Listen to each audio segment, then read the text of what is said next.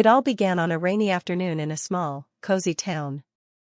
Inside a little red house with a white fence lived a playful puppy named Max. Max had floppy ears, a black patch around one eye, and an adventurous heart that beat faster whenever the gate creaked open. That afternoon, the wind blew the backyard gate just a little, and Max, curious as ever, poked his nose through and stepped outside. He didn't mean to run away, just to sniff the neighbor's bush. But then came a butterfly, and a squirrel, and a bouncing ball. By the time Max stopped chasing and sniffing, the red house was nowhere to be seen. And the rain? It started to pour. Max wandered through alleys and streets he'd never seen before. The world felt so big now, giant cars, strange noises, and so many feet rushing by. Some people shooed him away. Some just walked right past. Max shivered under a bench, wondering if he'd ever find home again. But just as a tear rolled down his furry cheek, a gentle paw tapped his shoulder. "Hey, you okay?" said a soft voice. It was a kitten, tiny, orange, and bold. "Name's Ginger." "You're not from around here, huh?" Max sniffled. "I'm lost." "Well then," Ginger said proudly, "let's get you found." Ginger knew the city better than any cat. She led Max through alleys, across bridges, and into an old cardboard box where 3 more animals huddled. There was Toby the wise turtle, Bella the brave bird, and Coco the chattering squirrel. They were the alleyway crew, animals without homes, but full of heart. "We'll help you, pup," said Toby. "But the city is big. We'll need to search smart." Max's tail wagged for the first time that day. The alleyway crew searched everywhere.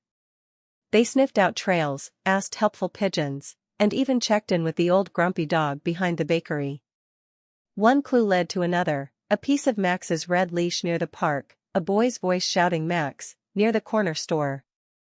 But night was falling, and Max's paws ached. He wanted to give up. "Maybe I'll never get home," he said sadly. But Bella fluttered down beside him. "Max, you're brave. You didn't come this far to stop now." Max took a deep breath. The adventure wasn't over yet. To reach Max's neighborhood, they had to cross under the train tracks, through the dark, echoing tunnel. But halfway in, Max froze. A loud rumble shook the ground.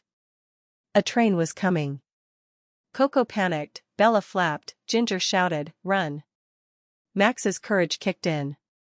He barked to gather the group and led them to a small nook just in time. The train whooshed past, loud and fast, but they were safe. Max had protected them. When the train passed, a new smell drifted through the air. Max's nose twitched. Bread. Soap. Lilies from the neighbor's garden. "My street." Max barked. He dashed ahead, tail wagging like crazy. The others followed, paws pounding with excitement. They reached the red house with the white fence. Porch light glowing. A boy sitting on the steps with tears in his eyes. "Max!" Max jumped into the boy's arms, licking his face. Laughter, tears, tail wags, it was the happiest moment of his little life. But Max didn't forget his friends. He turned and barked gently. One by one, Ginger, Toby, Bella, and Coco peeked from behind the bushes. The boy smiled. "They helped you?" Max wagged his tail. "Well then," said the boy, "I think it's time we built a bigger fence." That night, Max curled up in his soft bed, but not alone. His new family was right there with him. Sometimes we get lost. Sometimes the world feels too big. But with a little courage, and a few good friends, we can always find our way home. Max's big adventure wasn't just about finding a house. It was about discovering what makes a home: love, bravery, and friendship.